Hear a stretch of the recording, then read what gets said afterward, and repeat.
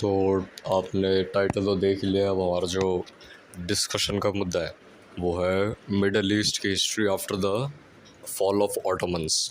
तो जो fall of Ottoman था, तो ओटोमन अम्पायर ने almost 16th century 17th century से लेके लेट तो नहीं, अर्ली 20th सेंचुरी तक अच्छी पकड़ बना के रख रखी थी अपने वेस्ट एशिया के ऊपर, जिसको जो वेस्टर्न मीडिया है वो मिडल ईस्ट बोलता है। इसका नाम मिडल ईस्ट भी कैसे पड़ा, उसकी भी कहानी अगर देखें तो फिर जो पूरी की पूरी मॉडर्न हिस्ट्री है वो यूरोसेंट्रिक है। तो यूरोपियंस खुद को बीच में मानते थे। तो यूरोपियंस खुद को बीच में मान रहे हैं, तो उनके लिए जो ईस्ट था वो ब्रिटेन के लिए ईस्ट जो था वो था जर्मनी, ऑस्ट्रियन अम्पायर एरिया ये वाला। फिर उसके बाद जो उनके लिए फार ईस्ट था, फार ईस्ट का मतलब था कि बहुत ज़्यादा दूर, तो वो क्या जापान, चाइना, इंडिया ये वाला। और जो उनके पास था उसको वो नियर ईस्ट बोलते थे। तो नियर ईस्ट और फार ईस्ट के बीच में मिडल ईस्ट आता है, तो उसी कारण से मिडल ईस्ट का नाम मिडल ईस्ट पड़ा। और आजकल जो जियो पॉलिटिकल रेफरेंस है, जो अमेरिकन हिस्टोरियंस थे या अमेरिकन जियो पॉलिटिशियंस थे, उन्होंने मिडल ईस्ट टर्म को यूज़ किया to express the area of modern day Egypt, Arab and Iran. Turkey can be also considered in this area. तो इस एरिया की जो पॉलिटिक्स थी वो मिडल ईस्टर्न पॉलिटिक्स शेप की गई।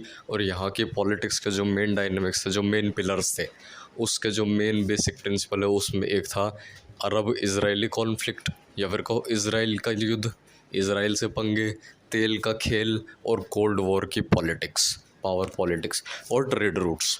तो इन ट्रेड रूट, तेल का खेल और इसराइल की वजह से यहाँ पे ज़्यादातर जो चीज़ें हैं वो शेप होती है हमारी। तो सबसे पहले हम बात करते हैं फॉल ऑफ ऑटोमन्स की। तो वर्ल्ड वॉर वन के बाद ऑटोमन अम्पायर ने साइड ली थी सेंट्रल पावर्स की। सेंट्रल पावर्स हार जाती हैं, जर्मनी आर्मिस्टीज पे साइन कर देता है, ट्रीटी ऑफ वर्साई होती है, ऑटोमन्स को तोड़ दिया जाता है। उसके बाद ऑटोमन्स को तोड़ के बहुत बहुत छोटे एरिया के अंदर तुर्की को सीमित कर दिया जाता है। फिर उसके बाद तुर्किश वॉर ऑफ इंडिपेंडेंस लड़ी जाती है अंडर द लीडरशिप ऑफ कमाल मुस्तफ़ा अतातुर्क। तो जो अतातुर्क थे उन्होंने मॉडर्न तुर्की की स्थापना की, तुर्की को एक सेकुलर स्टेट बनाया और वापस जो मॉडर्न डे तुर्की है उसकी नींव रखी। तो यहाँ से तुर्की का या ओटोमन का फॉल हो जाता है और यहाँ पे तुर्की की बात ख़त्म। फिर उसके बाद ओटोमन अम्पायर जो था वो modern day Baghdad तिग्रिस river basin जो है, तिग्रिस रिवर जो है वो बगदाद के अंदर है। बगदाद मतलब इराक। तो जो मॉडर्न डे इराक है, इराक के अंदर जो भी फर्टाइल लैंड है उसको तिग्रिस बेसिन कहा जाता है, क्योंकि तिग्रिस वहाँ की मेन नदी है। तो जो ये तिग्रिस रिवर बेसिन था, यहाँ से लेके मक्का मदीना और जो गल्फ़ ऑफ एडन है वहाँ तक ओटोमन्स का शासन था। तो उस शासन के अंदर ओटोमन्स ने अच्छे से रूल किया, लगभग 100-200 साल ओटोमन्स ने यहाँ पे अच्छी पकड़ बना के रखी, until unless Europeans arrives and colonize this area. तो यूरोपियन के कॉलोनाइजेशन वर्ल्ड वॉर वन के अंदर ओटोमन्स की हार के बाद ब्रिटेन के हाथ लगता है पैलेस्टाइन, इसराइल और जो इजिप्ट है वो वाला एरिया। बाकी सऊदी जो है, सऊदी अपना इंडिपेंडेंट हो जाता है। फिर और ब्रिटेन को जो मिलता है वो है ओमान, और वो मस्कट का एरिया मिलता है, यूएई का एरिया मिलता है, बहरीन, कतर, ये वाले रीजन के अंदर इन्फ्लुएंस मिलता है, इराक मिलता है, जॉर्डन मिलता है, ये सारा मिलता है। फ्रांस जो था, फ्रांस को मिलता है सीरिया, तो वो सीरिया मिलता है। और लेबनान मिलता है, लेबनान, हाँ लेबनान मेरे को अच्छे से पता नहीं चल रहा फ्रांस के अंदर या ब्रिटेन के अंदर है। 90% लेबनान फ्रांस के अंदर था।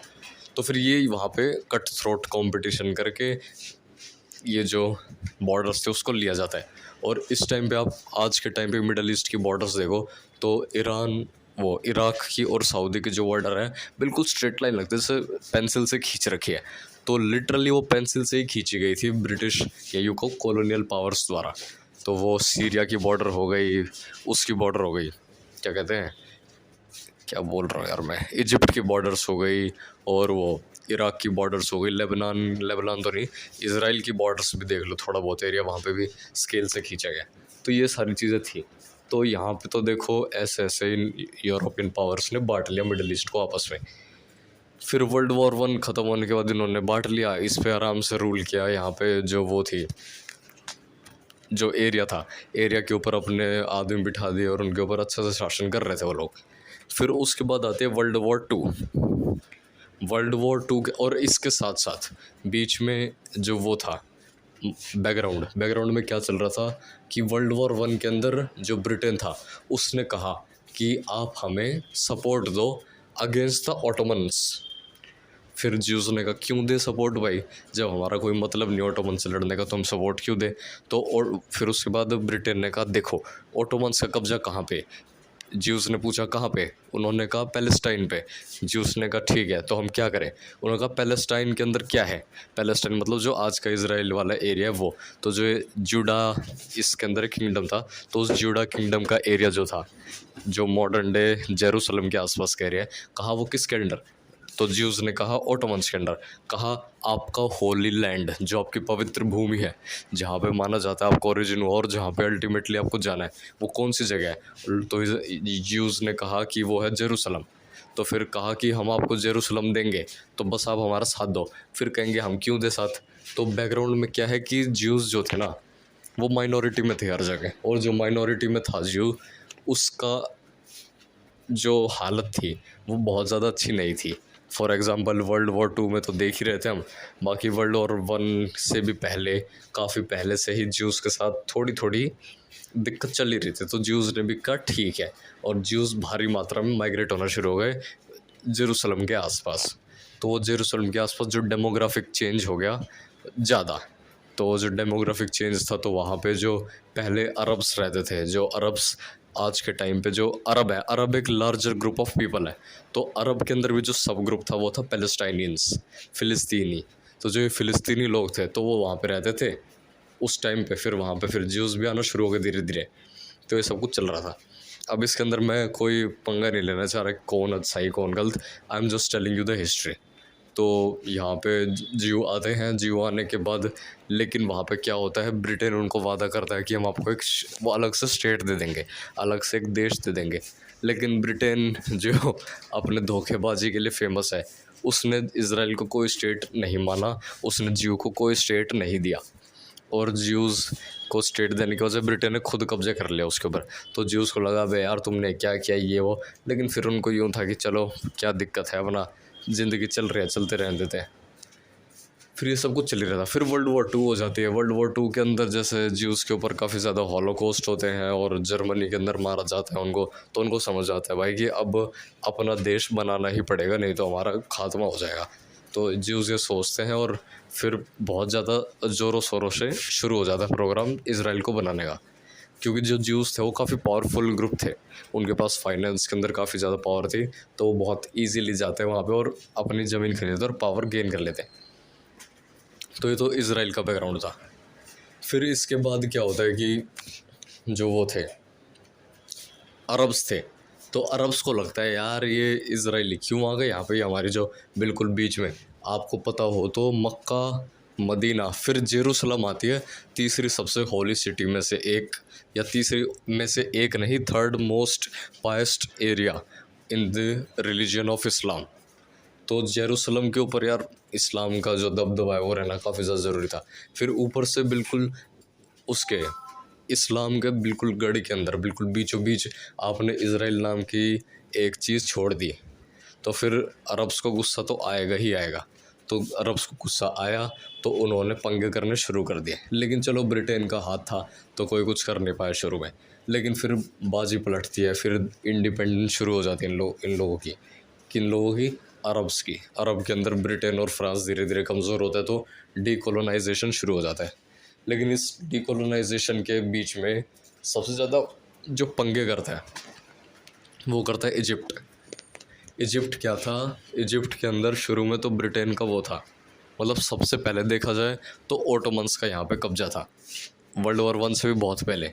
लेकिन फिर ओटोमन्स धीरे धीरे वीक होते गए तो ब्रिटेन यहाँ पावरफुल हो गया और इजिप्ट के ऊपर ब्रिटेन का इन्फ्लुएंस हो गया।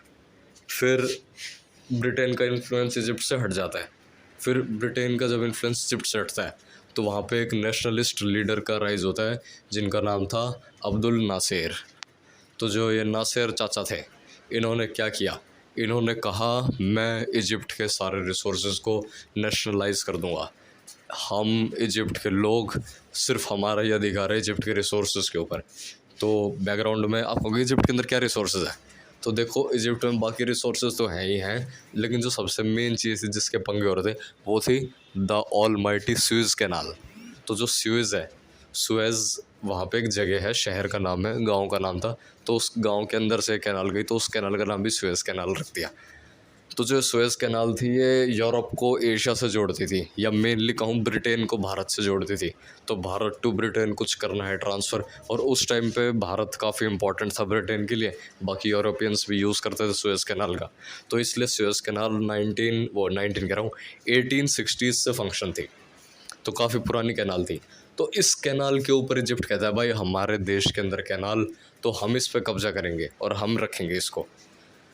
तो ये बात आप मेरे को बताओ, आप मान लो ब्रिटेन के वो हो लीडर, और आप देखते हो कि भाई मेरा ट्रेड, लेकिन फिर कहोगे लेकिन यार ब्रिटेन को क्या फ़र्क पड़ता है, अब तो भारत आज़ाद हो गया, अब क्या ज़रूरत सुएज़ कैनाल की।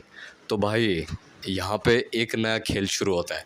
वो खेल क्या, वो होता तेल का खेल, gulf, the gulf of Persia. Gulf of Persia मतलब ईरान, इराक, सऊदी, ये वाला जो रीजन है, बहरैन, कतर वाला, यहाँ पे मिलते हैं तेल के बड़े बड़े कुएँ। और आप मेरे को बताओ मॉडर्न इंडस्ट्रियल वर्ल्ड के अंदर सबसे ज़्यादा इंपॉर्टेंट में से एक चीज़ क्या है, वो है the fuel. And fuel means oil, oil means crude oil, and crude oil means middle east, the gulf. तो अपने इंडस्ट्री को, अपनी इकोनॉमी को सस्टेन करने के लिए कि हमें ज़रूरत नहीं है फ्यूल की, outrightly we need the fuel. So to protect this supply of the fuel, the supply of the oil, we need to secure the supply lines, we need to secure the trade routes, and the biggest trade route is the Gulf of Aden, the Strait of Hormuz, and the Suez Canal। तो जो पूरा area है इसको अपने दबदबे में रखना है, ताकि हमारा ट्रेड जो है बिना किसी रुकावट के चलता रहे, और इसके अंदर हमारा एक नेगोशिएशन पावर के अंदर अच्छा कुछ हो। तो इस चीज़ को सोचते हुए तो ब्रिटेन अपना जो होल्ड था स्विस कैनाल पे वो छोड़ना नहीं चाह रहा था।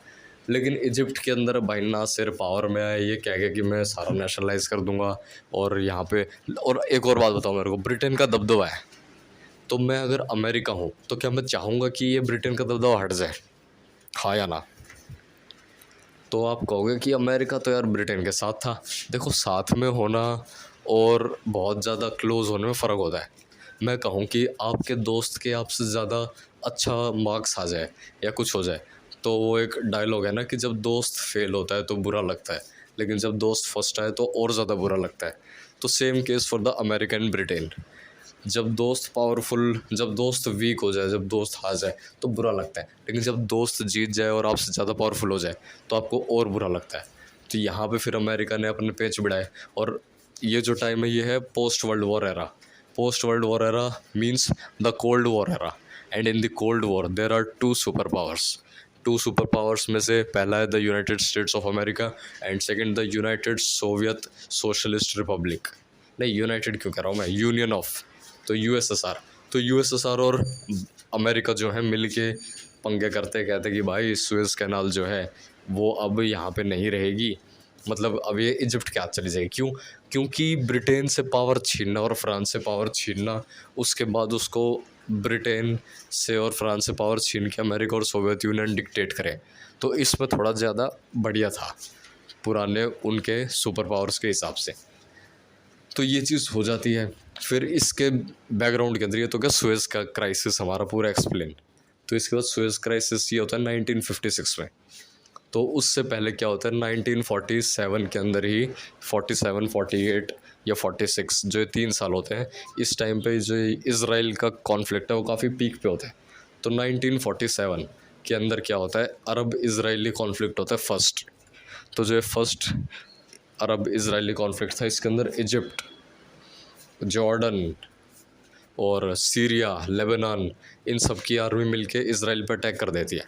और इसराइल इस लड़ाई के अंदर क्या करता है, तो 1947 या 48 के अंदर जो यूनाइटेड नेशन कन्वेंशन थे उसके अकॉर्डिंग जो इसराइल और फ़िलिस्तीन की बॉर्डर डिमार्क होती है 2 स्टेट सॉल्यूशन के अंडर, तो वो आप गूगल मैप पे देख सकते हैं कितनी क्या थी, अगर आपका इंटरेस्ट हो तो उस जो एरिया था उससे भी आगे बढ़ के पुरानी बॉर्डर्स को तोड़ते हुए इसराइल फ़िलिस्तीन का काफ़ी सारा एरिया कब्जा लेता है उस पहली लड़ाई के अंदर, यानी वेस्ट बैंक का काफ़ी सारा एरिया और गाज़ा के अंदर भी काफ़ी अंदर तक पेनिट्रेट कर लेता है। फिर उस टाइम पे यार ये लगता है कि ये क्या हो गया। फिर उसके बाद बीच में मीडिएशन करके सोवियत यूनियन और अमेरिका इस लड़ाई को रुकवाते हैं। अब इन दोनों ने क्यों उंगली की बीच में, तो देखो, to become the super power you need to be relevant, and to be relevant in the politics you need the conflict to be finished. तो आप मेरे को बताओ, अगर लड़ाई हो रही है और अगर आप लड़ाई रुकवा भी ना सको तो किस बात के आप सुपर पावर हो। तो इसीलिए भी ये दोनों लड़ाई रुकवाने में लगे हुए थे, दोनों सुपर पावर्स। तो ये चक्कर तो था इनका। फिर पहले अरब इजराइली वॉर के अंदर आउटराइटली इजराइल विंस, जब तो इजराइल आज तक एग्जिस्ट कर रहा है। नहीं तो अरब्स का तो मोटिव था कि यहाँ पे इजराइल नाम का देश है ही नहीं, यहाँ पे तो सिर्फ और सिर्फ फिलिस्तीन है। तो ये चीज़ चलती है। फिर उसके बाद सुएज क्राइसिस होता है। फिर उसके बाद और फर्दर हम चलते हैं तो योम किपुर वॉर होती है, आगे भी काफ़ी कुछ होता है। लेकिन चलो, इन सबको स्किप करने के बजाय हम लाइन में चलने की कोशिश करते हैं। फिर इसके बाद जब इज़राइल जो था वो धीरे धीरे पावरफुल बन रहा था, तो इज़राइल अकेले, आप खुद सोचो, छोटा सा देश इतना पावरफुल कैसे। लेकिन एक्चुअल में वो छोटा सा देश नहीं है, उसके पीछे बहुत सारे देशों की पावर लगी हुई है। और बहुत सारे देशों के अंदर कौन कौन है, ब्रिटेन, फ्रांस और पूरा वेस्टर्न वर्ल्ड, ये सपोर्ट कर रहे हैं किसको, ये सपोर्ट कर रहे हैं इज़राइल को। तो इस इज़राइल के सपोर्ट करने के बावजूद इज़राइल लड़ना तो अकेला ही है। आपके पीछे खड़े हो सकते हैं, आपको सब हथियार दे सकते हैं, सब कुछ दे सकते हैं, लेकिन लड़ना तो वो खुद ही है। तो ये सारी चीज़ थी। फिर बाकी ये सब कुछ चल रहा था, साथ में कोल्ड वॉर पॉलिटिक्स भी चल रही थी। अब वेस्ट सपोर्ट कर रहा है जो कैपिटलिस्ट ब्लॉक है, जो वेस्टर्न ब्लॉक है आयरन कर्टेन के अंदर। तो ये जो सपोर्ट कर रहा है, ये सपोर्ट कर रहा है इज़राइल को, सऊदी को और शाह रज़ा पहलवी ईरान को।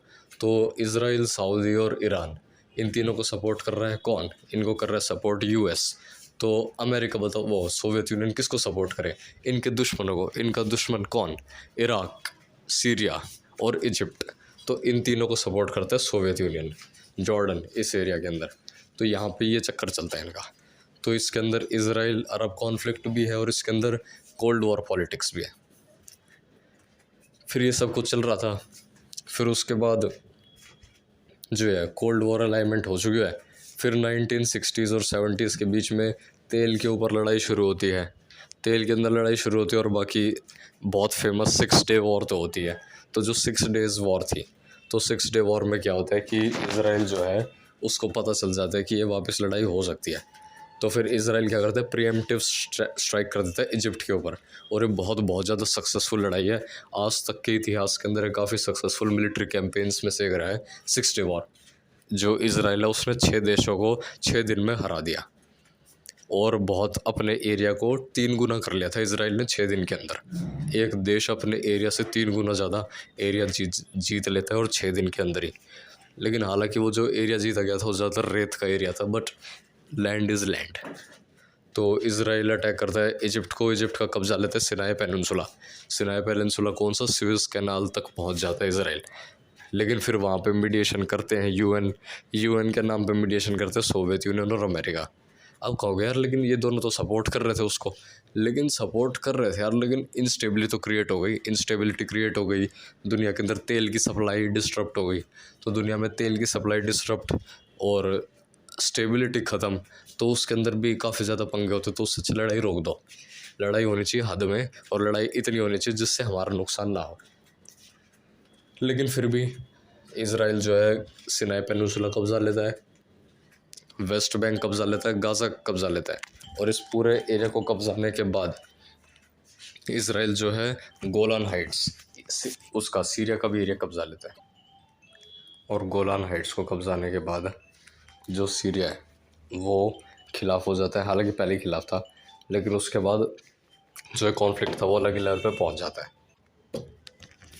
देन क्या होता है, फिर उसके बाद इस लड़ाई को नहीं कहना चाहिए, इस हार का बदला लेने के लिए। और इसके अंदर फिर और एक बहुत तगड़ी चीज़ होती है। इसमें क्या होता है कि जो वो था इजिप्ट का बहुत बड़ा एरिया कब्जा लिया गया। तो मेरे को बताओ, इजिप्ट की जो गवर्नमेंट है क्या वो चाहेगी कि ये एरिया उनसे छिन जाए? Outrightly not. और वहाँ पे क्या था एरिया के अंदर, था तो एक्चुअल में रेत ही। तो रेत को कब्जा के इसराइल भी खुश नहीं था इतना। बाकी पॉलिटिक्स इतनी भी ज़्यादा सिंपल नहीं है कि लड़ाई हुई, एरिया आपने यूं ही कब्जा लिया।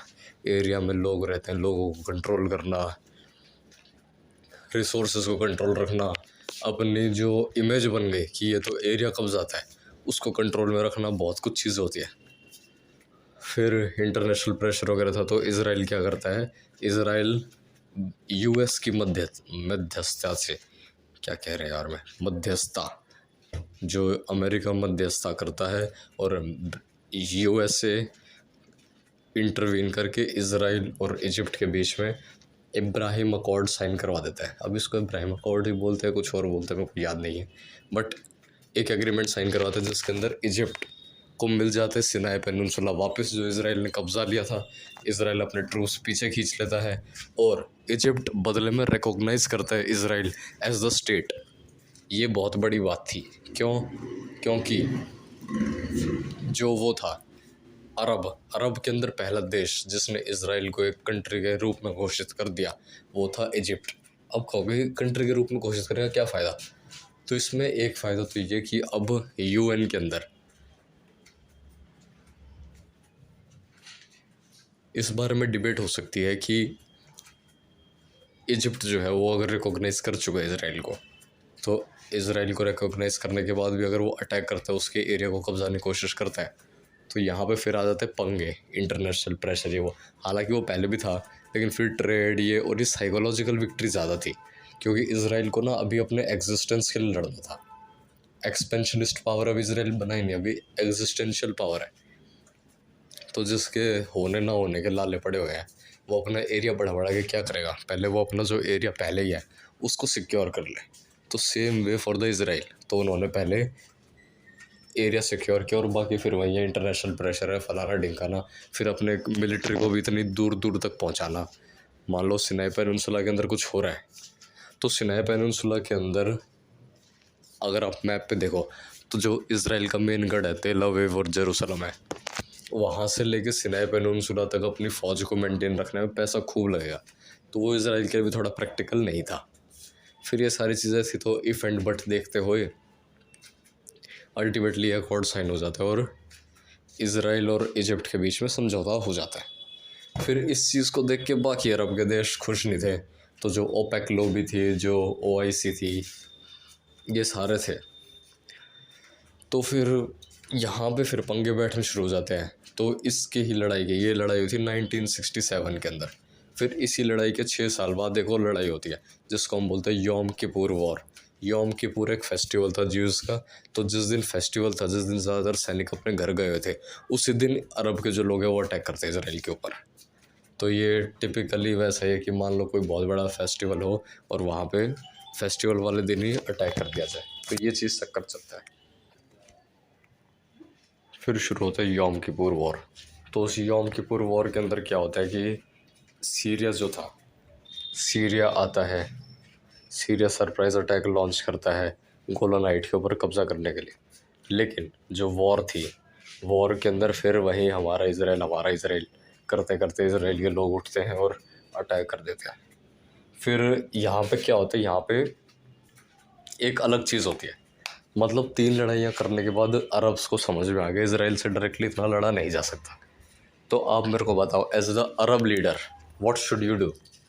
आपको दिख रहा है हार्ड पावर यूज़ करेंगे, अटैक कर देंगे इसराइल पे, तो इसराइल बार बार मार देता है। तो फिर इसराइल बार बार मारेगा, तो फिर उससे बचने के लिए क्या करें, तो इंटरनेशनल प्रेशर का यूज़ करो, डिप्लोमेसी का यूज़ करो। अब गल्फ़ के पास और ये जो अरब नेशंस इनके पास है ही क्या जो दुनिया को चाहिए और जिसको रोक के ठोक के ये दुनिया में प्रेशर बना सकते हैं। Yes, you are outrightly correct, it's the almighty oil, तेल का खेल।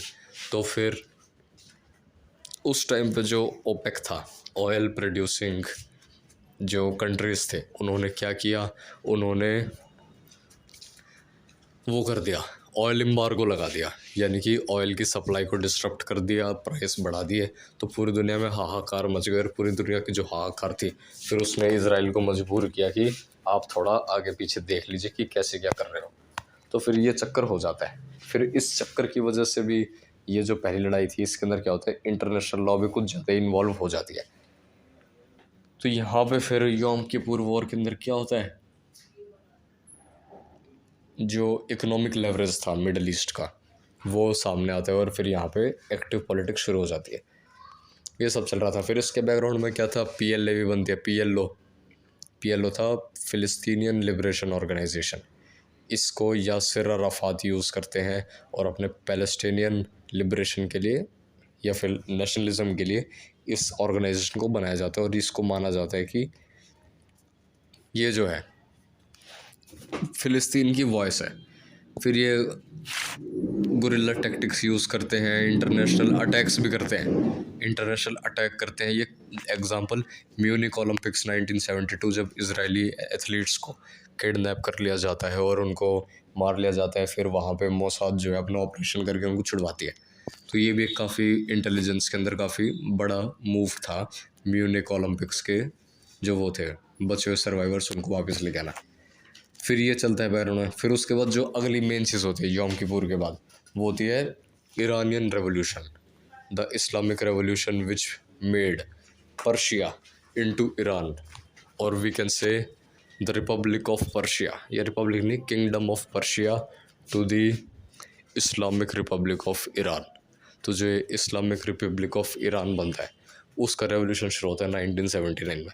अब इसके बैकग्राउंड में क्या चल रहा था, इसके बैकग्राउंड में यूँ था कि ईरान जिसके अंदर शाह रज़ा पहलवी डायनेस्टी का रूल था, जिसमें जो शाह रज़ा पहलवी थे वो थे तो कंजर्वेटिव कैपिटलिस्ट टाइप के, लेकिन वो कहने के लिए लीडर थे वो ऑथोरिटेरियनिज्म, लेकिन राइट विंग ऑथोरिटेरियनिज्म और वेस्ट के सपोर्ट के। तो यहाँ पे भी एक हिपोक्रेसी आती है वेस्ट की कि डेमोक्रेसी चिल्लाओ, लेकिन अपने सपोर्टर कौन, सऊदी और ईरान दोनों ही कैसे, दोनों के दोनों ही डिक्टेटरशिप, और डिक्टेटरशिप भी वहाँ पे फिर चलो अलग पंगे होते हैं इनके, लेकिन बैकग्राउंड में यही था कि ईरान के अंदर राजा बैठा हुआ है, राजा को सपोर्ट करता है वेस्ट राजा को सपोर्ट करता, राजा वेस्ट को सपोर्ट करता, दोनों बढ़िया उनका चल रहा है। बीच में पिसेगा कौन? बिल्कुल आम जनता ही तो पिसेगी। तो वो ईरान के जो नेचुरल रिसोर्सेस हैं वो काफ़ी सस्ते दामों पे वेस्टर्न कंपनीज को बेच देते थे। तो ये चक्कर था। फिर इस चक्कर से लोगों के बीच में गुस्सा तो था ही। अब गुस्से को कंट्रोल करने के लिए या ये सब कुछ करने के लिए हम क्या करें, हम एक चीज़ करते हैं, उस चीज़ का नाम क्या है, उस चीज़ का नाम है विद्रोह, उस चीज़ का नाम है क्रांति। 1979 के अंदर इस्लामिक रेवोल्यूशन होता है। उस टाइम पे फिर जो शाह रज़ा पहलवी है उनको ओवरथ्रो किया जाता है, वो अमेरिका भाग जाते हैं, और उसके बाद बनती है इस्लामिक रजीम जो आज तक कायम है। आयतुल्ला खमीनी, जो एक खमीनी रूल था वो शुरू हो जाता है और ईरान के अंदर सुन्नी शिया गवर्नमेंट एस्टेब्लिश हो जाती है। फिर ये चक्कर शुरू होता है, फिर यहाँ से शिया सुन्नी का भी एंगल शुरू हो जाता है। तो ईरान के अंदर ये चीज़ होती है, और ये जो ईरान के अंदर ये रेवोल्यूशन था ना, ये काफ़ी बड़ा डायनामिक चेंज था दुनिया के अंदर, क्योंकि ईरान के इस रेवोल्यूशन की जो आग थी वो लगी ईरान में थी, लेकिन इसकी जो चिंगारियाँ थी वो दूर दूर तक फैली। फॉर एग्ज़ाम्पल अफ़गानिस्तान के अंदर, हालांकि डायरेक्टली नहीं, लेकिन अफ़गानिस्तान के अंदर भी 1980s तक, अफ़गानिस्तान की आप इमेजेस देखोगे गूगल पे 1980s में तो बहुत आपको लगेगा कि यार वेस्टर्न एरिया है, कोई यूरोप की इमेजेस देख रहे हो आप। तो इतना ज़्यादा लिबरल और इतना ज़्यादा वेस्टर्न हो चुका था अफ़गानिस्तान उस टाइम पे। इतना भारत भी नहीं था, इतना पाकिस्तान भी नहीं था, इतना एशिया में शायद ही कोई इतने देश थे जो इतने मॉडर्न हो रखे थे, जापान वगैरह को छोड़ के। तो ये सब चक्कर था। फिर वहाँ से अफ़गानिस्तान तक यहाँ पे आ गया। तो चलो वो अफ़गानिस्तान की तो अलग बात है, लेकिन मेन जो था फिर इसी चिंगारी को देखते हुए क्या होता है कि ईरान के अंदर होती है इस्लामिक रेवोल्यूशन। पूरी दुनिया में फिर हो जाता है भाई इस्लाम के लिए रिवोल्ट करना शुरू कर दो। तो अब मेरे को बताओ, इस्लाम रिलीजन का सबसे बड़ा दुश्मन कौन था? कम्युनिस्ट कहते हैं religion is the opium for the man. तो अगर इस्लामिक रेडिकल्स हैं तो सबसे पहले किसको फोड़ेंगे? वो सबसे पहले फोड़ेंगे कम्युनिस्टों को। कम्युनिस्ट कौन? ईरान के जस्ट ऊपर सोवियत यूनियन। लेकिन सोवियत यूनियन के अंदर क्या अटैक करने की औकात है इनकी? Outrightly not. सोवियत यूनियन पर डायरेक्टली अटैक कर दिया तो सारे पेल दिए जाएंगे। तो उसके लिए क्या किया जाए? उसके लिए देखो, सोवियत यूनियन के अंदर है सेंट्रल एशिया के अंदर जो भी सारे स्थान है, कजाकिस्तान, किर्गिस्तान, ये वो 5 जो सेंट्रल एशियन देश थे, तो वहाँ पे काफ़ी सिग्निफिकेंट मुस्लिम पॉपुलेशन है। तो उन मुस्लिम पॉपुलेशन के अंदर भी थोड़ा विद्रोह की भावना जाग रही थी। फिर उसको देख रहे थे सोवियत लीडर्स। तो सोवियत लीडर्स ने क्या किया, एग्जाम्पल सेट करने के लिए, आप मेरे को ये बताओ, ईरान के बाद अफ़गानिस्तान, अफ़गानिस्तान के बाद सेंट्रल एशिया, अगर ये आग बढ़ती रही तो ये एक टाइम पे सेंट्रल एशिया तक पहुंच जाएगी। तो इस आग को पहले दबा दो, पहले कहाँ, अफ़गानिस्तान में दबा दो। तो यहाँ पे ही 1979 1980s के अंदर सोवियत यूनियन अपना इन्वेजन लॉन्च कर देता है अफ़गानिस्तान के अंदर, in the name of communism, in the name of change, in the name of revolution. तो अफ़गानिस्तान में सोवियत यूनियन का जो ये वो था पंगा, वो शुरू होता है और इन्वेजन शुरू होता है, जो माना जाता है सोवियत यूनियन की बड़ी गलतियों में से एक था। गलती थी, ठीक थी, वो हम कुछ नहीं कह सकते, बट हुआ। और अफ़गानिस्तान का इन्वेजन हुआ जिसमें जो वो था अमेरिका वो कूदा, उसके अंदर सोवियत यूनियन का काफ़ी फेलियर हुआ और अल्टीमेटली सोवियत यूनियन को विड्रॉ करना पड़ा वहाँ से, अफ़गानिस्तान से। तो ये होता है। तो मिडल ईस्ट की देखो अब ईरान की क्रांति कहाँ कहाँ तक पंगे लेके गई। तो था ईरान की क्रांति का। फिर उसके बाद क्या होता है, उसके बाद शुरू होता है भाई और पॉलिटिकल गेम। अब जो वो थे क्या, ईरान के अंदर होता है इस्लामिक रेवोल्यूशन। तो मेरे को ये बताओ, जो वेस्टर्न मीडिया है या जो वेस्ट है, वेस्ट खुश हो गए, दुखी होगा? आप कहोगे वेस्ट को क्या फ़र्क पड़ता है ईरान में हो या ना हो? अरे ऑयल तेल का खेल नहीं है क्या? जो पहले शाह रज़ा पहलवी था वो किसका सपोर्टर था? वेस्ट का। अब वेस्ट का सपोर्टर हट गया तो वेस्ट को खुशी होगी या दुख होगा? दुख होगा। तो जिसके खिलाफ दुख होता है, जिसके खिलाफ गुस्सा होता है, उसको क्या किया जाता है? उसको किया जाता है कमज़ोर। किसी भी देश को कमज़ोर कैसे करोगे? सर उसकी इकनॉमी डाउन कर दो। अरे इकनॉमी डाउन में तो टाइम लगेगा, तो आप क्या करो, आप उस देश के खिलाफ वॉर डिक्लेयर कर दो और उसके ऊपर लड़ाई कर दो। लेकिन लड़ाई हम करेंगे, हमारे पैसे लगेंगे, हमारे लोग मरेंगे, ये वो। तो कोई नहीं, दूसरे को सपोर्ट कर दो। लेकिन दूसरा कौन आएगा लड़ने के लिए? तो देखो ईरान के नेबरिंग कंट्रीज़ देखो कौन कौन है। ईरान के ऊपर सोवियत यूनियन हमला करेगा? नहीं। ईरान के राइट साइड में अफ़गानिस्तान, पाकिस्तान हमला करेगा, अफ़गानिस्तान हमला करेगा? नहीं करेगा। क्यों नहीं करेगा? क्योंकि उनके पास कोई रीज़न नहीं है हमला करने का, और पाकिस्तान को अपनी पॉलिटिक्स देखनी है, भारत के साथ लड़ाई करनी है। तो पाकिस्तान से तो दूर की बात है ही नहीं। और 1970 के अंदर बांग्लादेश ही बन चुका है, पाकिस्तान पहले बुरी तरीके से पिटा पड़ा है, तो फालतू पंगे नहीं लेगा। फिर कौन बचा लेफ़्ट साइड में? तुर्की है, इराक है। अब तुर्की और इराक में कौन? तुर्की नेटो का मेंबर है। अगर तुर्की ने हमला कर दिया तो पूरा नेटो इन्वॉल्व हो जाएगा, तो पूरा नेटो इन्वॉल्व हो गया तो क्या ही फ़ायदा। फिर बचा कौन? इराक। अब इराक को कुछ भी करके मजबूर करो ईरान के ऊपर हमला करने के लिए। अब इराक को कैसे मजबूर करें? तो इराक को आप मजबूर तब करोगे जब इराक के अंदर आपकी चलेगी। इराक में आपकी कब चलेगी? जब डेमोक्रेसी रहेगी। लेकिन देखो डेमोक्रेसी रहेगी तो लीडर कभी भी चेंज हो जाएगा, तो जो आपका लॉन्ग टर्म प्लान है वो सक्सेसफुल नहीं हो पाएगा। तो आप क्या करो, आप एक डिक्टेटर बिठा दो। चलो मैंने डिक्टेटर बिठा दिया, उस डिक्टेटर का नाम क्या रखा? नाम मैंने रखा नहीं, डिक्टेटर उठा, उसको मैंने सपोर्ट किया। उस डिक्टेटर का नाम था मिस्टर सद्दाम हुसैन। तो सद्दाम हुसैन को वेस्ट खड़ा करता है against the Iran to crush the Iranians Islamic revolution. और वहाँ पे सद्दाम भी पूरा सपोर्ट करता है। क्यों? क्योंकि सद्दाम को अपनी पावर बढ़ानी थी। तो अपनी पावर बढ़ाने का सबसे अच्छा तरीका क्या है? लड़ाई करो, दूसरों को हराओ और अपनी इमेज को चमकाओ। तो यहाँ पे फिर प्रॉक्सी वॉर शुरू होती है। ईरान को जो है सपोर्ट करता है कोई नहीं, और जो इराक था, इराक को सपोर्ट करता है यूएसए, अरब, और ये सारे के सारे जो सपोर्ट के वो है कंट्रीज़। ईरान को थोड़ा बहुत सपोर्ट मिलता है सोवियत यूनियन द्वारा, लेकिन बहुत ज़्यादा भी नहीं मिलता। तो इस जो वो था लड़ाई, जो मेन बहुत दर्दनाक लड़ाई थी, Iran Iraq war almost 10 years तक चलते। कुछ कहते हैं 8 साल चली, कुछ कहते हैं 10 साल चली।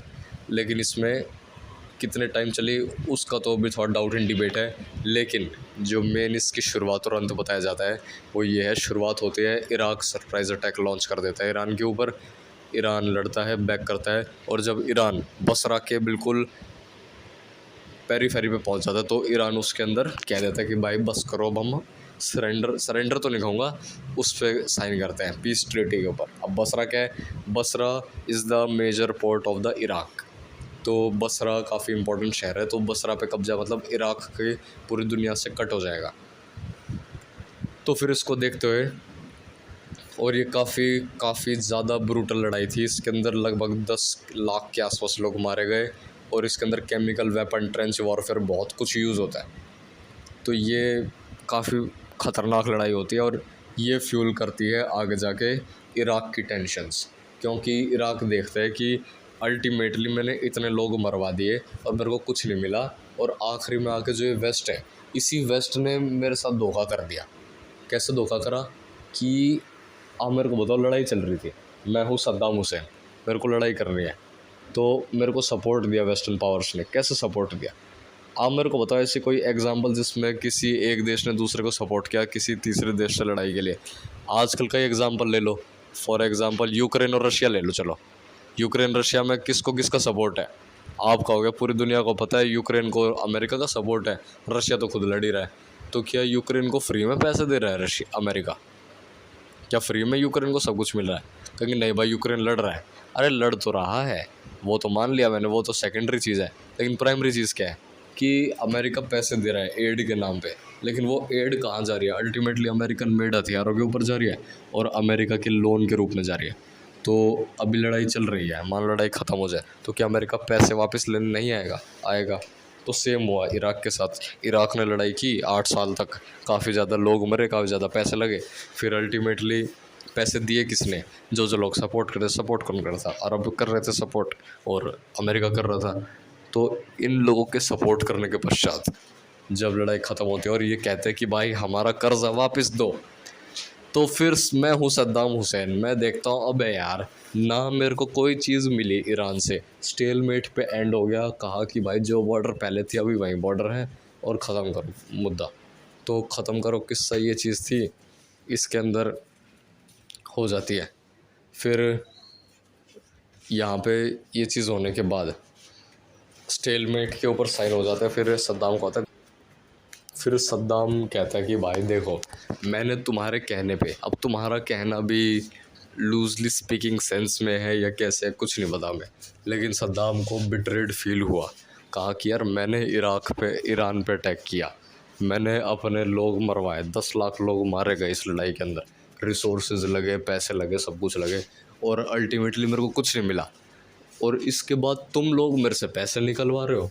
यूँ कहते हैं कुवैत का जो है लगभग बिलियंस में जो कर्जा था वो इराक के ऊपर चढ़ गया। इराक को बिलियंस ऑफ डॉलर देने कुवैत को। कुवैत क्या है? इराक के जस्ट नीचे एक देश। तो फिर ये पंगे शुरू हो जाते हैं। तो यहाँ पे फिर इराक कहता है कि भाई मैंने लड़ाई की, मैंने सब कुछ किया, अब पैसे देने की बारी आई तो मैं नहीं दूंगा।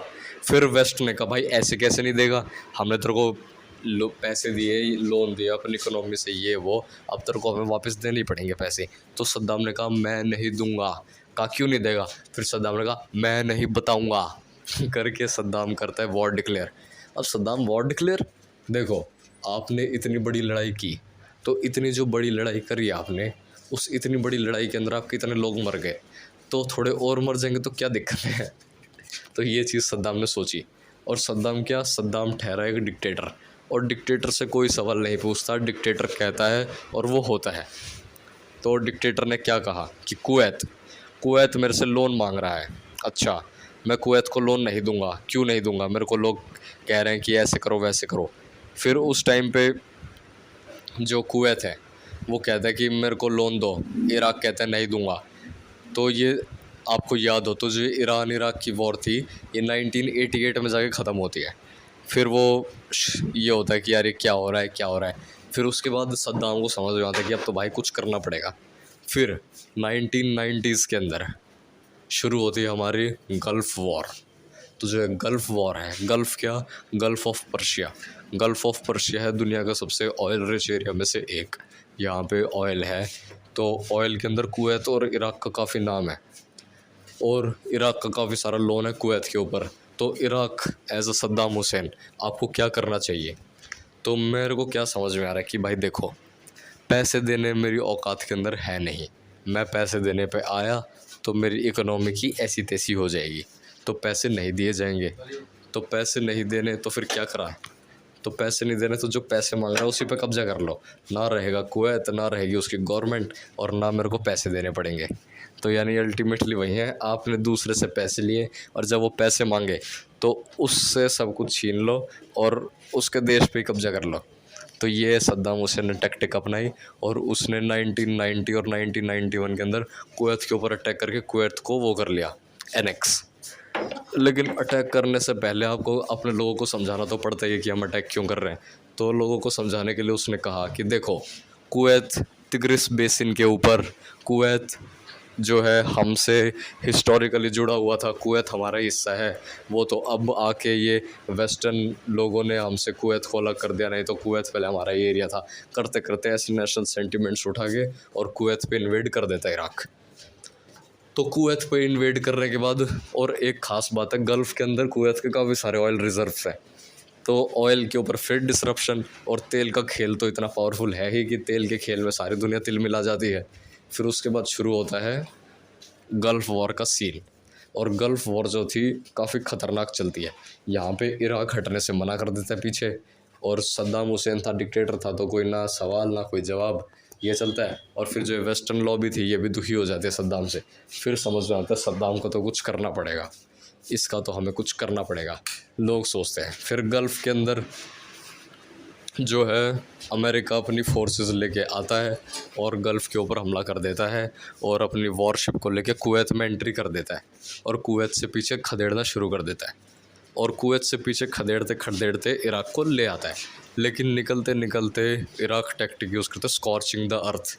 स्कॉर्चिंग अर्थ का मतलब है कि अपने दुश्मन से लड़ने के लिए, अपने दुश्मन से लड़ने के लिए क्या है फ़ायदे में चीज़, जो नेपोलियन के टाइम पे भी यूज़ की गई थी रशिया द्वारा, जो नाज़ी जर्मनी के टाइम पे भी यूज़ की गई थी, और वो काफ़ी कॉमन टैक्टिक है। वो ये है कि अगर आपको पीछे हटना ही है तो धरती के ऊपर से जो जो चीज़ें सब ख़त्म कर दो, जानवर, क्रॉप्स, ए टू जेड चीज़ ख़त्म कर दो, ताकि जब दुश्मन कब्ज़ा कर भी ले उस ज़मीन पे तो उसको कुछ मिले ना, और वो सप्लाई लाइन से दूर होता जाए और वो अल्टीमेटली वीक होकर अपने आप गिर जाए। तो अपनी जियोग्राफी का एरिया यूज़ करो और सब कुछ करो। तो same goes for the Iraq. Iraq क्या करता है, जो कुवैत के अंदर ऑयल के कुएँ थे, तेल के कुओं में आग लगा देता है इराकी भागते भागते। तो मतलब पैसे भी नहीं दिए, और वो मतलब पैसे नहीं देते, हमला कर देते हैं, कब्जा कर लिया, और जब मार के भगाए तो जाते जाते भी घर में आग लगा के चले गए। तो कुवैत के साथ, बेचारे के साथ इतना बुरा होता है। और कुवैत के अंदर वहाँ पे फिर पॉल्यूशन इतना हो गया, इतना तेल फूका गया, कहते हैं कि जितना कुवैत ने कर्जा नहीं दिया था उससे ज़्यादा तो तेल नष्ट कर दिया इराक ने। और इसके अंदर फिर पिसा कौन, इराक ने अपने सोल्जर भेजे, सोल्जर मरे। अमेरिका ने अपने बॉम्बिंग किए, उसके पैसे लगे। लेकिन उससे जो पिसा बीच में वो था कुवैत। तो कुवैत जो था बिल्कुल ख़त्म हो गया। और यहाँ से काफ़ी अच्छी सीख मिलने को मिली कि जो कुवैत है, कुवैत ने हमेशा अपनी इकोनॉमी पे ध्यान दिया। कुवैत ने कहा क्या लड़ाई झगड़ा, मिडल ईस्टर्न पॉलिटिक्स से कुवैत काफ़ी दूर था। कुवैत कह रहा था भाई मेरे पास अपने तेल के कुएँ, तेल खोदो और उसको भेजो आगे पीछे और अपना बहुत बढ़िया पैसे कमाओ, तुम क्यों पॉलिटिक्स में पंगे ले रहे हो, क्यों अपने मिलिट्री में पंगे ले रहे हो। और कुवैत के अंदर ज़्यादा पॉपुलेशन भी नहीं, तो मिलिट्री का भी कोई चक्कर नहीं। उसने कहा हम नॉन अलाइंड लेंगे, ना अमेरिका की तरफ ना सोवियत यूनियन, और उनका चक्कर चलता रहा ऐसे ही। लेकिन फिर कुवैत को तब समझ में आया जब कुवैत पे हमला हुआ। तो ये काफ़ी फेमस और काफ़ी मोरल वाली स्टोरी है कि आपको मिलिट्री में पैसे खर्च करने पड़ेंगे, नहीं तो कोई इराक जैसा देश आएगा और आपकी सालों की जो कमाई है उसको एक बार में आग लगा के भाग जाएगा, और आपकी सारी इकोनॉमिक डेवलपमेंट धरी की धरी रह जाएगी, क्योंकि अल्टीमेटली आपके देश पे ही कब्जा हो जाएगा। तो आप क्या ही करोगे। तो यहाँ से मिलिट्री की वैल्यू पता चलती है। फिर इराक पीछे हट जाता है, इराक को हटा दिया जाता है। फिर यूएन बीच में करता है तू मैं, ये सब कुछ चल रहा है। और इसी बीच सोवियत यूनियन टूट चुका है। तो दुनिया के अंदर एक ही सुपर पावर है, वो सुपर पावर है अमेरिका। तो जैसा चाहेगा अमेरिका वैसे ही होगा दुनिया के अंदर। और अमेरिका लड़ाई जीत भी चुका है, तो कौन है अमेरिका को टक्कर देने वाला, कोई भी नहीं। तो लेकिन फिर भी अमेरिका सद्दाम हुसैन को नहीं हटाता पावर से, सोच के कि हमारा ही तो मुन्ना है, थोड़ा बिगड़ गया है तो क्या हो गया करके गल्फ़ वॉर भी हो जाती है हमारी एंड। फिर गल्फ़ वॉर एंड हो जाती है। फिर अरब इजरायली कॉन्फ्लिक्ट के अंदर भी थोड़ी शांति रहती है कुछ टाइम के लिए, और ज़्यादा पंगेबाजी नहीं चलती। लेकिन इतने में लेबनान के अंदर भी सिविल वॉर हो जाती है। तो लेबनान के अंदर जो सिविल वॉर है वो क्यों होती है? लेबनान के अंदर जो है, आपको याद हो तो मैंने बताया था कि फ्रांस ने कब्ज़ा कर लिया था। तो फ्रांस ने लेबनान में कब्ज़ा कर लिया। उससे पहले किसका कब्ज़ा? उससे पहले ओटोमन्स का कब्ज़ा। तो ओटोमन्स क्या? ओटोमन थे सुन्नी, और फ्रेंच क्या? फ्रेंच थे क्रिश्चियन। तो लेबनान दोनों के बीच में फंसा हुआ। तो ओटोमन्स ने अपने टाइम पे खूब कन्वर्ट किया लेबनान में, और जब फ्रेंच आए तो उन्होंने भी खूब कन्वर्ट किया। तो लेबनान में ऑलमोस्ट आधे आधे बट गए क्रिश्चियंस और आधे आधे बट गए मुस्लिम्स। तो एक ही भाषा बोलते हैं, एक ही जैसे कपड़े पहनते हैं, एक ही उनका कल्चर है, लेकिन रिलीजन अलग अलग कर दिया उनका, और उनको आपस में लड़वा दिया। और शुरू होती है लेबनीज़ सिविल वॉर, जो चलती है लगभग 25 साल तक। तो इस सिविल वॉर में काफ़ी मारकाट होती है। फिर ये था इसका लेबनान के अंदर जो बीच में हो रहा था। हालांकि लेबनान के अंदर ये इतना ज़्यादा बड़ा पंगा हुआ नहीं जियोपॉलिटिकल लेवल पे। फिर शुरू होता है राइज़ ऑफ इस्लामिज़्म। तो इस्लाम के अंदर इसी बीच 1979 में ही जो मक्का है, मक्का के ऊपर घेराबंदी की जाती है, और मक्का का जो सीज है वो शुरू होता है। और ये करता कौन है? ये करते हैं सऊदी के ही सुन्नी एक्सट्रीमिस्ट। वो कहते हैं कि जो सऊदी गवर्नमेंट है ज़्यादा ही वेस्ट वेस्ट चिल्ला रही है, और ये जो हमारा मेन इस्लामिक कोर प्रिंसिपल है उसको छोड़ के वेस्टर्न हो रही है, और हमारे रिलीजन के साथ अच्छा नहीं कर रही है। तो उसको करने के लिए हम अपना जो ग्लोबल वहाबिज़्म है उसको प्रमोट करेंगे, और जो सुन्नी वो है विचार और जो कैलिफेट है उसको फिर स्थापित करेंगे सऊदी की गवर्नमेंट के ख़िलाफ़, क्योंकि सऊदी की गवर्नमेंट वेस्टर्नाइज्ड हो चुकी है। तो इसके अंदर ये भी काफ़ी बड़ा इवेंट था जो सऊदी की रेपुटेशन, अमेरिका की रेपुटेशन को तोड़ देता है, और इस्लामिक वर्ल्ड के अंदर एक तगड़ा मैसेज छोड़ देता है।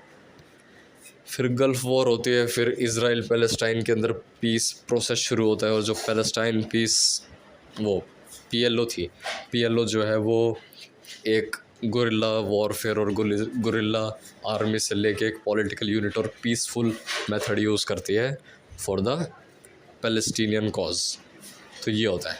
फिर इसी के बीच में आपको याद हो कि जब वो हो रहा था, गल्फ़ के अंदर लड़ाई हो रही थी, तो उस टाइम पे सोवियत यूनियन ने अफ़गानिस्तान पे हमला कर दिया था।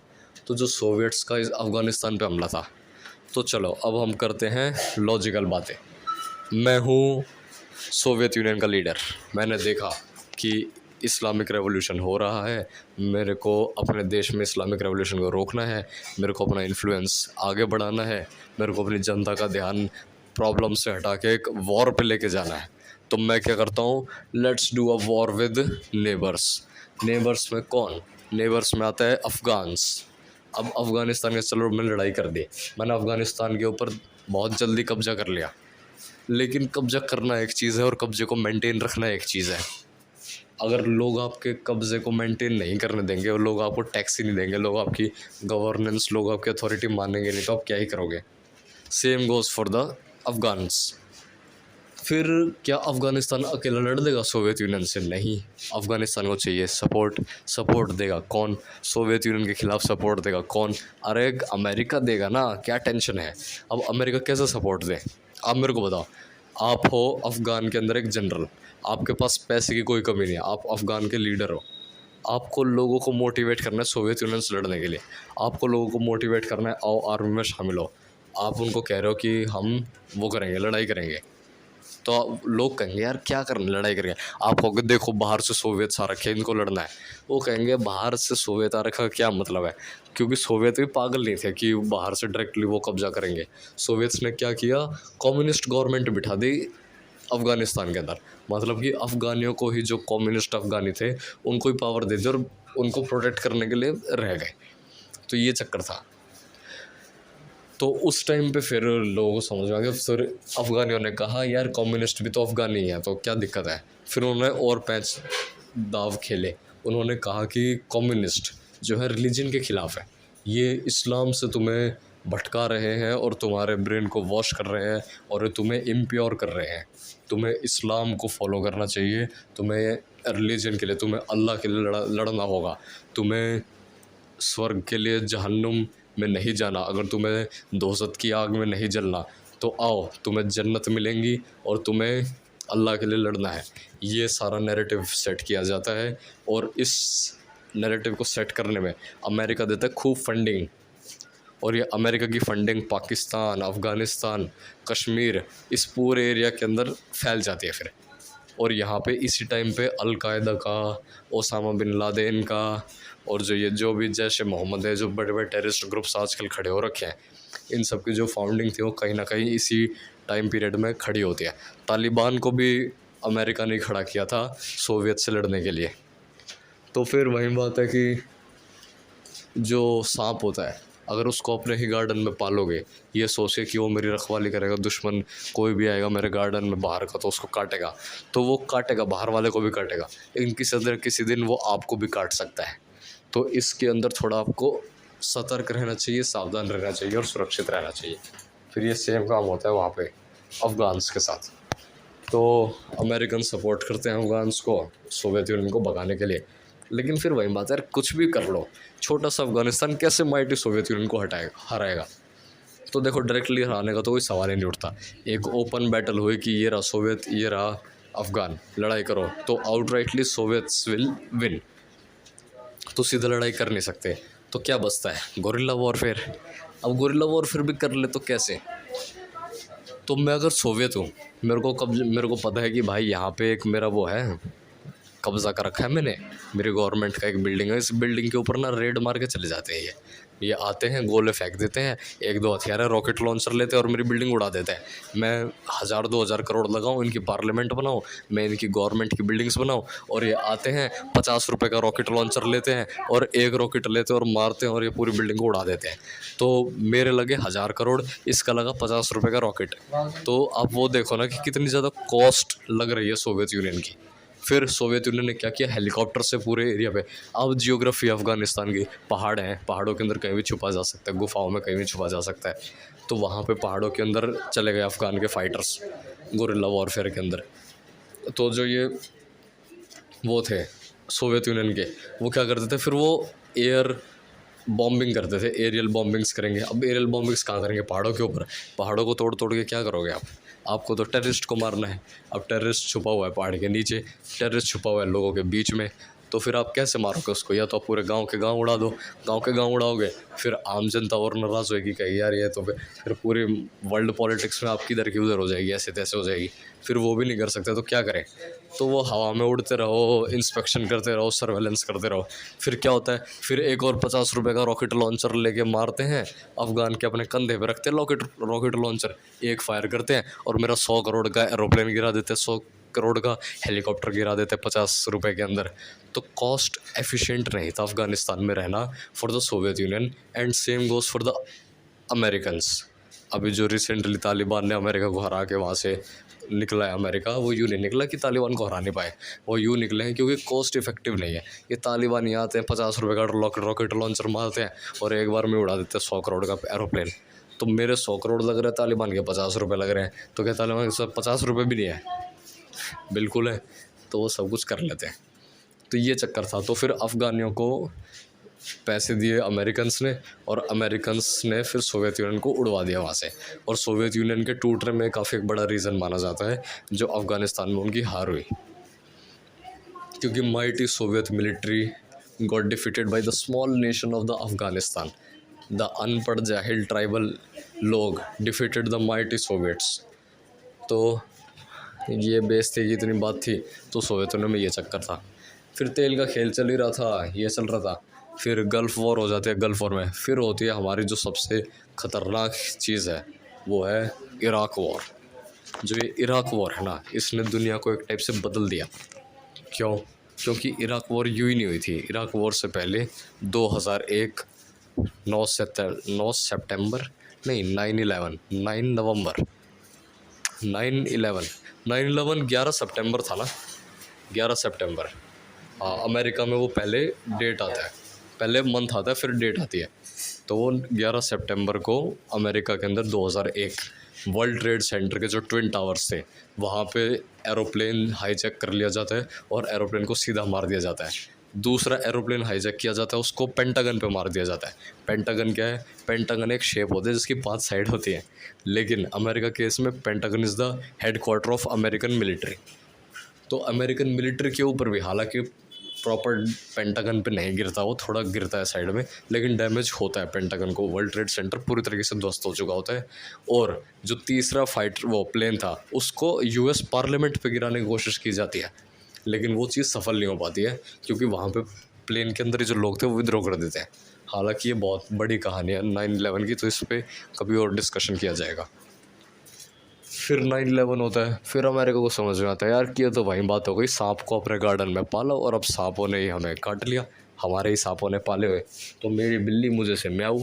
फिर पकड़ते हैं, देखते किसका हाथ था, पता चलता भाई यहाँ पे तो हमारा ही पाला हुआ ओसामा बिन लादेन था। अब जो बिन लादेन है इसको पकड़ना है।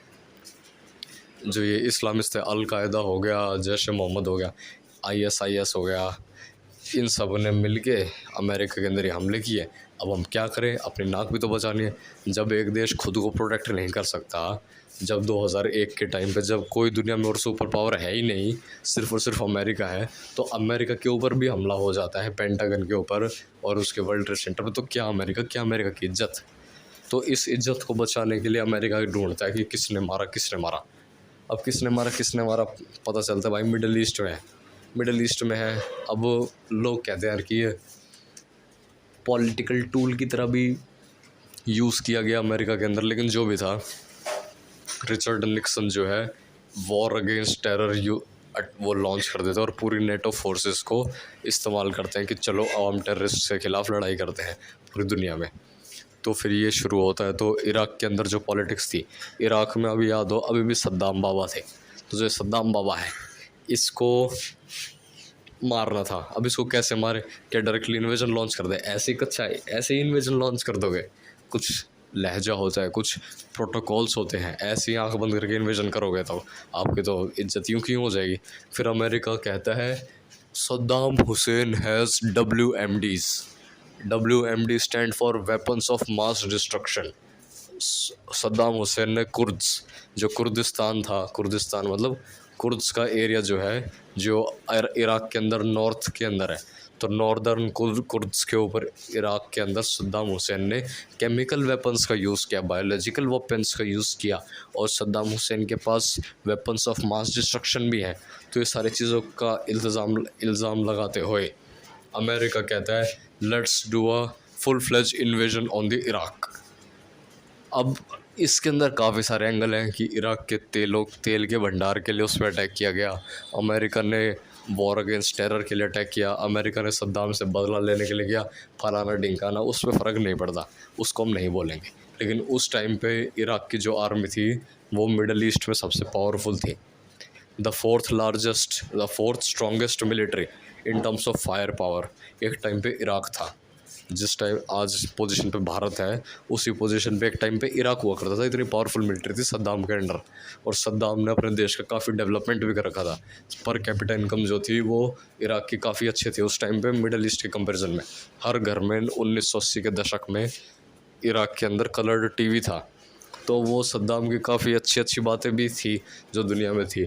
बेसिक देखा जाए तो सद्दाम के टेन्योर के अंदर क्वालिटी ऑफ लाइफ ठीक ठाक थी इराक़ के अंदर लोगों की। लेकिन वही बात है ना, ठीक ठाक क्वालिटी से मेरे को क्या फ़र्क पड़ता है, मेरे को तो फ़र्क पड़ता है कि इराक़ मेरे हिसाब से चले।